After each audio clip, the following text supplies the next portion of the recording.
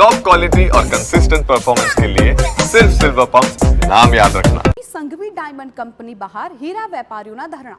અગાઉ ચૂકવણું કર્યા છતાં કંપનીએ કેસ પરત ન ખેંચતા હીરા વેપારીઓના ધરણા. કંપનીએ કરેલા ચેક રિટર્નના કેસ પરત ખેંચવાની હીરા વેપારીઓની માંગ. ડાયમંડ એસોસિએશન સહિત અગ્રણીઓની અધ્યક્ષતામાં બેઠક મળ્યાનો વેપારીઓનો દાવો. બેઠકમાં તમામ ચૂકવણું કરી દીધાનો હીરાના વેપારીઓનો દાવો. સિક્યુરિટી પેટે આપેલા એક રિટર્ન કરાવ્યાનો કંપની સામે હીરા વેપારીઓનો આરોપ છે. ધરણા પર બેઠેલા લોકોની વહારે આવ્યા છે ધારાસભ્ય કુમાર કાનાણી. ડાયમંડ અગ્રણી દિનેશ નાવડિયા ધરણામાં જોડાયા. છેલ્લા ઘણા સમયથી હીરા બજારની અંદર મંદીનો માહોલ ચાલી રહ્યો છે અને ત્યારબાદ એક પછી એક જે કારીગરો અથવા તો જે નાના કારખાનાદારો છે તેમની જે સમસ્યાઓ છે તે સામે આવી રહી છે. વરાછા વિસ્તારમાં જે કેપી સંઘવી જે મોટું જે ડાયમંડ કંપની જે આવેલી છે તેની બહાર જે મેન્યુફેક્ચરિંગ કરતા જે કારખાનાદારો છે તે ધરણા પર બેઠાના દ્રશ્યો છે તે જોવા મળી રહ્યા છે. તેમની સાથે સીધી વાત કરીશું કઈ રીતની તેમની જે માંગણીઓ છે, શું કારણ અહીંયા ધરણા પર બેઠા છે. એક બાજુ પોલીસ પણ ઘટના સ્થળે પહોંચી છે, તેમને સમજાવવા માટેનો જે પ્રયાસ છે તે કરવામાં આવી રહ્યો છે. તો અહીંયા મેન્યુફેક્ચરિંગ કરતા લોકો બેઠા છે. કેમ અહીંયા તમારે રોડ ઉપર બેસવું પડ્યું કંપનીની બહાર? અમારે કેપી સંઘવી આપણે 2020માં કોરોના કાળમાં મંદીના હિસાબે નુકસાની કરેલી હીરાના ડાયમંડના ધંધામાં.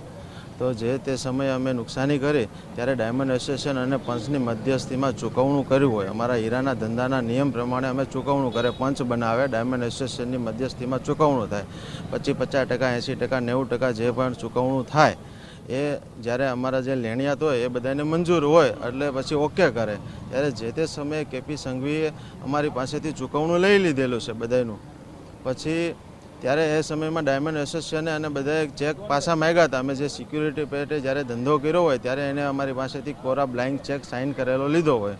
એ ચેકનો દુરુપયોગ કરીને, ચેક બાઉન્સ કરીને બધાના ચૂકવણા થઈ ગયા પછી કોઈને વર્ષ 2 વર્ષ પછી પાછા રિટર્ન ચેક કરાવી અને ચેક બાઉન્સના કેસ ઉપર બધાને અત્યારે મેટર ચાલે છે કોર્ટમાં. કેટલા કારખાનાદાર આવા નાના મોટા હશે કે જેને? અમે 27 પરિવાર છે. તો અત્યારે બધા 6 થી 7 વર્ષથી બધા કોર્ટના ધક્કા ખાય છે. 1-2 કારખાનાદારો જેલમાં જઈ આવ્યા છે, કોઈ ડિપોઝિટ ભરીને પાછા બહાર આવ્યા છે. ગયા વર્ષે એકને આપણા ગૃહમંત્રી હર્ષ સાહેબે એકને છોડાવી આપ્યા હતા, ઘરની પરિસ્થિતિ વીક હતી એટલે. અને ગયા વીકમાં અમે સીએમ સાહેબને મળવા ગયા હતા, એમને બી અમને સારો રિસ્પોન્સ આપ્યો છે. પણ આજે કેપી સંઘવીના માલિક છે એ મિટિંગ કરવાલ નથી. શું કહેશો, શું માંગ છે તમારી, શું નિકાલ થવો જોઈએ? અમારે કેસ પાછા ખેંચાવા જોવે, બીજું કાંઈ નહીં જોતું. અમારે પરિવારની સ્થિતિ આમાં તમને ખબર હોય કે શું હોય, આમાં ખાવાના ને ફાફા પડી જાય છે. કારણ કે ધંધો તો કરવા દેતા નથી. 5 દી અને 15 દી કોર્ટમાં જવાનું, વકીલોની ફી ભરવાની, કોઈ મેળના નથી રવા દીધા.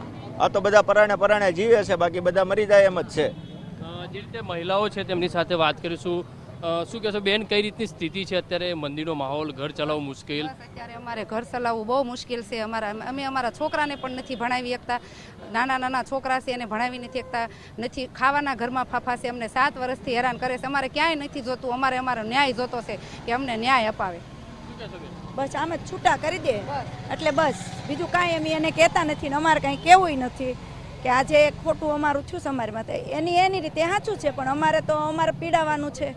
કોઈ પાસે કાંઈ હોય નહીં, આદમીને ધંધે ન જઈએ કે તો કરે શું?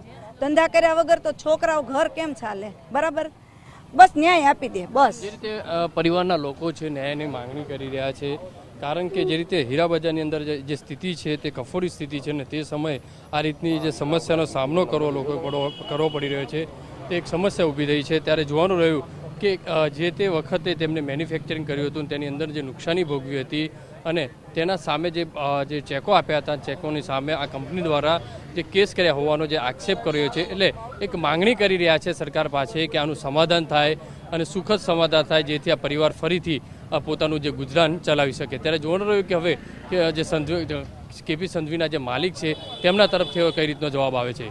કેમેરામેન સંજય ચંદલ સાથે બલદેવ સુતાર, TV9 સુરત. તો હીરા વેપારીઓએ કરેલા આક્ષેપોને કંપનીએ ગણાવ્યા પાયાવિહોણા. કંપનીના માલિક કીર્તિ સંઘવીનું નિવેદન સામે આવ્યું છે. તમામ આક્ષેપો ખોટા, મારા માલના રૂપિયા પરત નથી કર્યા. ડાયમંડ એસોસિએશન જોડે મારી કોઈ બેઠક થઈ જ નથી. માલના નાણાં આપવા નથી એટલે આ પ્રકારની વાતો ઉપજાવી. કોર્ટમાં કેસ ચાલુ, જે નિર્ણય થશે તે માન્ય રહેશે. હકીકત એ લોકોએ મારી પાસે માલ ખરીદીને ગયા છે, ટર્મ્સમાં માલ લીધો છે અને ટર્મ્સમાં પછી થયા પછી બી મહિનો 2 મહિના 3 મહિના આ લોકોની રાહ જોઈ, પછી આ લોકો કે બેંકરપ્ટ કે અમે થઈ ગયા, અમારી પાસે કંઈ નથી, અને છેલ્લે આ લોકો પૈસા આપવાની ના પાડે, પણ હકીકતમાં બધા પાસે કંઈક ને કંઈક છે, ઘરો લઈને બેઠા છે, આ લઈને ખેતરો લઈને બેઠા છે, અને કોઈને કંઈ આપવું નથી અને બધું દબાવી દેવું છે. અને મેં case officially check bounce case advance check આપેલો હતો, એ એડવાન્સ ચેક મેં બેંકમાં નાખ્યો, પછી લીગલી એ લોકો ઉપર કેસ કર્યો છે અને એ કેસ કોર્ટમાં ચાલી રહ્યો છે. હવે જે કોર્ટ ચુકાદો આપશે એ બંને પક્ષે માનવાનો રહેશે.